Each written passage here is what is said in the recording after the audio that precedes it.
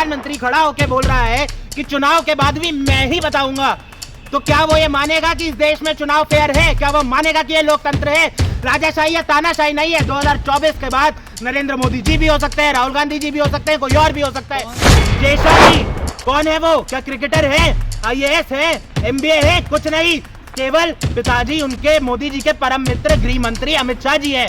तो अगर परिवारवाद है ना देश में, तो भाजपा में है सबसे पहले, और सबसे ज्यादा सरकार भाजपा की है। तो 2014 में मैं आया था तो ये हुआ, और 2023 में ये हो गया। अरे क्या भारत को आजादी 2014 में मिली थी या 1947 में मिली थी? आप पूरे 1947 से लेकर 2023 तक की बात क्यों नहीं कर सकते?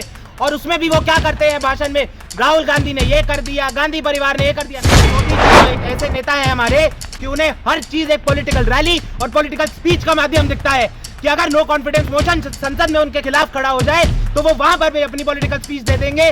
अगर वो आजादी दिवस पर लाल किले के मंच पर खड़े हैं, वहां पर भी वो पॉलिटिकल स्पीच देंगे। वो आदमी कभी स्टेट्समैन की तरह, कभी देश के प्रधानमंत्री की तरह बिहेव करता ही नहीं है, केवल एक नेता की तरह करते हैं। यही भारत का प्रधानमंत्री नरेंद्र मोदी, जो कुछ ही महीनों पहले चिल्ला चिल्ला के कह रहा था हर मंच से, एक अकेला सब पे भारी, उसे क्या जरूरत आन पड़ी? जो सिर्फ हिंदू मुस्लिम की बात करता है, सबका विकास सबका साथ जैसे नारा देके केवल दो मित्रों का काम करता है, या ऐसे नेता को चुनेगा जो मणिपुर में जाता है, गरीबों का दुख बांटता है, अमीरों का दुख बांटता है, औरतों का, आदमियों का, बड़ों का, बूढ़ों का, बच्चों का, सबका दुख बांटता है, सबकी बात करता है, भारत की तरक्की के लिए बात करता है? क्या वो व्यक्ति प्रधानमंत्री बनेगा या ये व्यक्ति प्रधानमंत्री बनेगा? देश की विफलता ये है कि वो जो भाषण था वो भाजपा के नेता नरेंद्र मोदी जी का था।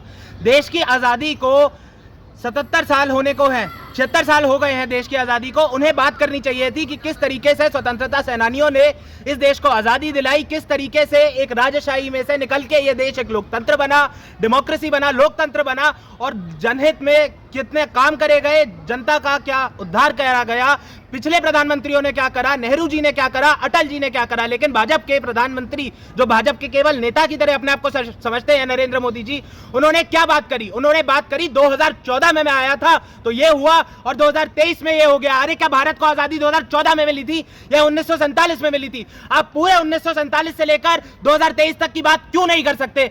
और उसमें भी वो क्या करते हैं भाषण में, राहुल गांधी ने ये कर दिया, गांधी परिवार ने ये कर दिया। नाम भले ही ना लिए हो, जब जिस तरीके से उन्होंने बात करी है सब पता है वो क्या कर रहे हैं, वो राजनीतिक तंज कस रहे थे।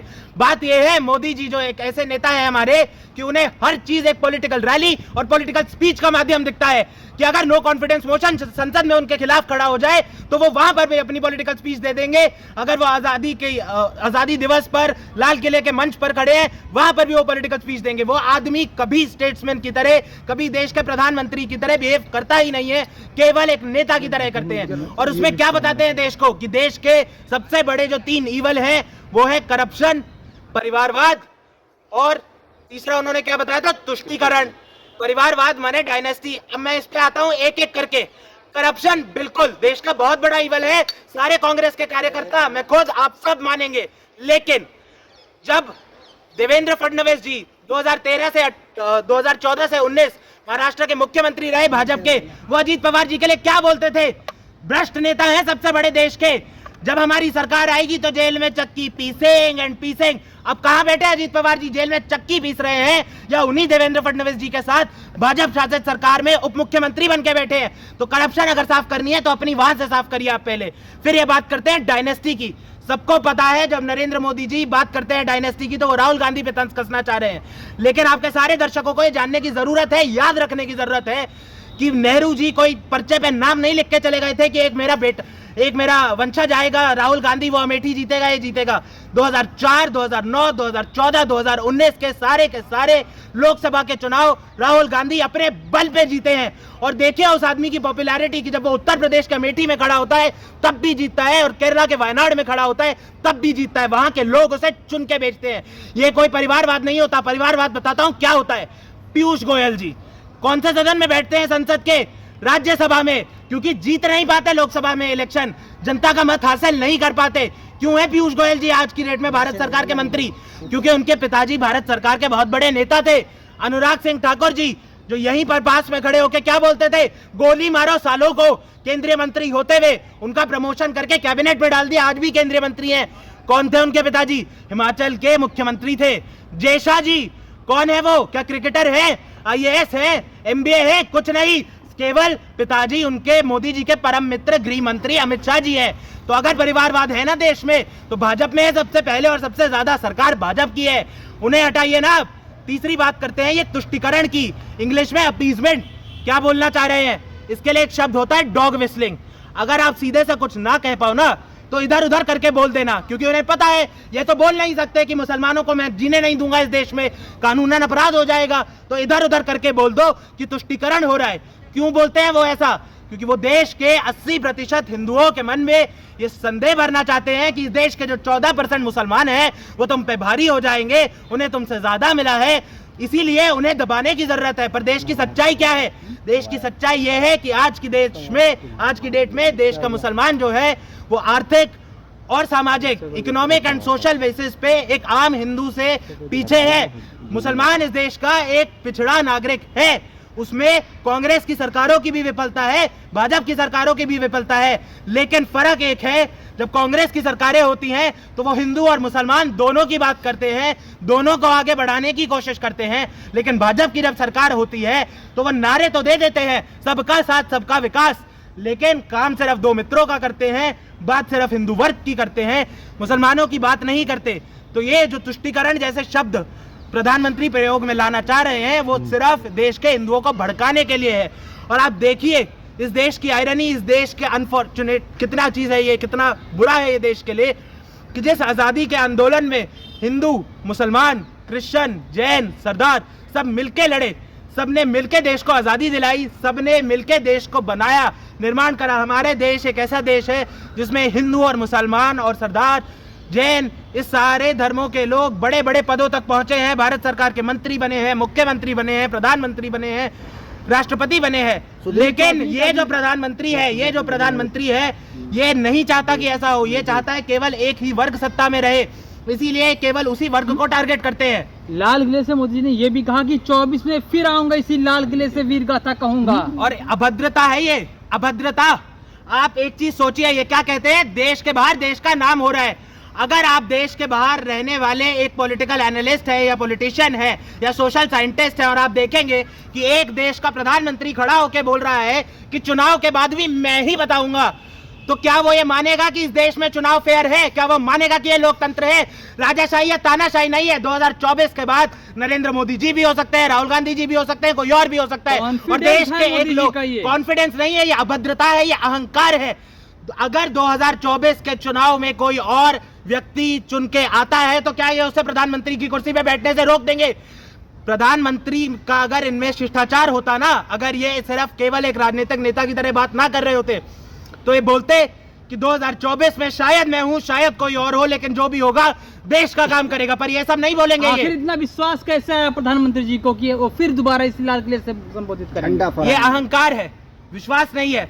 क्योंकि कांग्रेस पार्टी आवाज उठाती है कि निर्वाचन आयोग, सुप्रीम कोर्ट, देश के बाकी जितनी संस्थान हैं इंडिपेंडेंट जिन्हें होना चाहिए, उन पे दबाव है। लेकिन सच ये है, दबाव है, लेकिन आज भी वो इंस्टीट्यूशंस काम थोड़ा थोड़ा कर पा रही हैं। आज भी देश में लोकतंत्र है, कम हुआ है लेकिन है। तो मोदी जी का जो ये है ना, ये कोई विश्वास नहीं है, ये अहंकार है और ये भभकिया है जो भाजपा को देने की आदत पड़ चुकी है। अमित शाह जी ने कर्नाटक चुनाव से पहले क्या कहा था? 150 सीटें आएंगी 224 की असेंबली में। कितनी आई? 65। अब क्या उसे आप विश्वास कहेंगे या जनता को बेवकूफ बनाना कहेंगे या अहंकार कहेंगे? ये जनता को ऐसे ही बेवकूफ बनाना चाहते हैं कि आके बता दो मेरे अलावा तो किसी को वोट मिल ही नहीं सकता, मैं ही हूँ। घबराए हुए हैं क्या मोदी जी? अगर इससे की बात करें तो ये भी हो सकता है। मैं नहीं जानता मोदी जी घबराए हुए हैं या नहीं है, लेकिन ये जरूर है भाजपा के खेमे में एक सुबगाहट है। अंदर ही अंदर कहा तो यही जाता है, सर्वे हुआ है जहां पता है कि 250 सीटें भी नहीं निकाल पाएंगे। और ये एक ऐसी सरकार और एक ऐसी पार्टी है कि अगर ये 250 नहीं क्रॉस कर पाए, ये 272 भी नहीं कर पाएंगे, क्योंकि कोई इनके साथ अलायंस नहीं बनाना चाहेगा। जिस तरीके से मुझे एक मुहावरा याद आता है, मैं नहीं बोल रहा भाजपा में ऐसा है, बट बस एक याद दिला दूं, सांप को दूध मत पिलाना, तुम्हें ही डसेगा। भाजपा ने क्या करा कि शिवसेना जो उनका सबसे पुराना अलायंस पार्टनर था, उसी की पार्टी तोड़ दी, ठाकरे साहब को अलग कर दिया, और बाकी शिंदे साहब को अलग कर दिया। इसीलिए देश का कोई राजनीतिक दल इनके साथ भी नहीं आना चाहेगा, अलायंस भी नहीं बनाएगा। इसी सुदबुगाहट के चलते आज ये देश को ये दिखाना चाह रहे हैं कि नहीं, मुझे भी अलायंस की राजनीति आती है। यही व्यक्ति, यही भाजपा का प्रधानमंत्री नरेंद्र मोदी, जो कुछ ही महीनों पहले चिल्ला चिल्ला के कह रहा था हर मंच से, एक अकेला सब पे भारी, उसे क्या जरूरत आन पड़ी कि जब विपक्षी पार्टियों ने इंडिया अलायंस बनाया, Indian national developmental inclusive alliance, जब उन्होंने 26 पार्टियों ने, 26 दलों ने मिलकर अलायंस बनाया और कहा कि 18 जुलाई को हम अपनी दूसरी बैठक करेंगे बेंगलुरु में, तब उससे एक हफ्ते पहले ही क्यों इन्हें ऐलान करना पड़ा कि एनडीए की बैठक होगी 38 दलों के साथ। और आप देखिए देश की जनता को किस प्रकार बेवकूफ बनाने की कोशिश करी जाती है कि 38 पार्टियों का अलायंस तो बता रहे हैं, ये कभी नहीं बताते कि उन 38 में से 24 पार्टियां ऐसी है जिनका ना ही एक सांसद है, ना ही एक विधायक है। ये पॉलिटिकल पार्टी है या किट्टी पार्टी? बात यह है कि भाजपा के साथ कोई जुड़ना चाहता नहीं है, और जितनी पार्टियां जुड़ी हुई है ना, वो भी बहुत सारी दबाव में है। पार्टी का या नेता का मैं नाम नहीं लूंगा, पर मेरी एक करीबी मित्र है, वो एक बहुत शीर्ष नेता के करीब है, वो यही बताती है कि इनकी एक सूबे में सरकार जो चलती है एक पार्टी के साथ अलायंस पे, इसीलिए चलती है क्योंकि जिस दिन उन्होंने सरकार से हटने की कोशिश करी, उनके पिताजी को जेल पहुंचा दिया जाएगा। सवाल, मोदी जी ने तो कह दिया कि 24 में मैं फिर आ रहा हूं, लेकिन आपको क्या लगता है कि 24 में क्या बदलाव होगा? क्या मैं भारत के 140 करोड़ नागरिकों में से एक नागरिक हूं, मेरा एक वोट है, मैं एक ही वोट दूंगा। बाकी की जो 140 करोड़ की जनता है वो खुद निर्णय लेगी कि किसको प्रधानमंत्री बनाना है। एक ऐसे व्यक्ति को जो सिर्फ हिंदू मुस्लिम की बात करता है, सबका विकास सबका साथ जैसे नारा देके केवल 2 मित्रों का काम करता है, या ऐसे नेता को चुनेगा जो मणिपुर में जाता है, गरीबों का दुख बांटता है, अमीरों का दुख बांटता है, औरतों का, आदमियों का, बड़ों का, बूढ़ों का, बच्चों का, सबका दुख बांटता है, सबकी बात करता है, भारत की तरक्की के लिए बात करता है। क्या वो व्यक्ति प्रधानमंत्री बनेगा या ये व्यक्ति प्रधानमंत्री बनेगा? देश का निर्णय है। संसद में फ्लाइंग किस करते हैं जिसकी आप बात कर रहे हैं? संसद में फ्लाइंग किस करते हैं, इन्हें क्या उससे ऑब्जेक्शन है, क्या दिक्कत है? मैं बता देता हूं उस पे। आंख मारने वाली जो बात है 2018 में यह हुई थी, जब इन्हीं के खिलाफ नो कॉन्फिडेंस मोशन लाया गया। राहुल गांधी ने मजाकिया तौर पे अपने एक मित्र को आंख मारी, पर्सनल था कुछ उसमें, ऐसा ये नहीं है कि प्रोफेशनली वो कर रहे हैं। कांग्रेस पार्टी ने स्टेटमेंट नहीं निकाली थी कि राहुल गांधी आंख मारेंगे, और किसे मारी थी? ज्योतिरादित्य सिंधिया। कौन है वो? आज की तारीख में भाजपा के केंद्रीय मंत्री हैं। और ये परिवारवाद की बात करते हैं, उनके पिताजी क्या थे? माधवराव सिंधिया जी मंत्री थे। खुद वो कौन है? महाराजा हैं ग्वालियर के। आज उन्हें वो सिंधिया जी की हमारी भी आंख याद आ रही है, उन सिंधिया जी का परिवारवाद नहीं याद आ रहा है। दूसरी आपने बात करी फ्लाइंग केस की, सुनिए मेरी बात। दूसरी आपने बात करी फ्लाइंग केस की। क्या करा था राहुल गांधी ने? ये करा। ये क्या है? Flying case, universal symbol of love and affection.